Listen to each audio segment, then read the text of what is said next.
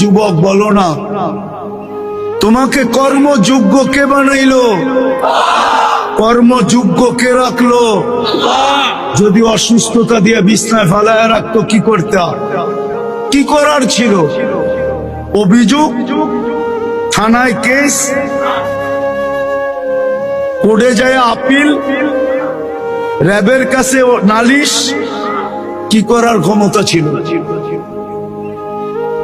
অস্তিত্বটাকে দিল। কর্মযোগ্য কে বানাইলো? কর্মযোগ্য কে রাখতেছে? কতটুকু নুন খাই, গুণ কতটুকু গাই? গুণ তো গাই না আল্লাহ। চলেন দেখি জান্নাতের একটু ধারণা দিয়া কার মনে এই আগ্রহ জাগে যে আমি চাই আল্লাহ আমাকে জান্নাতের বিনিময়ে কিনো। এই আগ্রহটা কার মনে পয়দা হয়?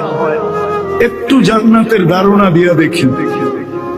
আল্লাহ কিন্তু জান্নাত দিয়ে কিনতে চাইতেছেন। কিনবে কে?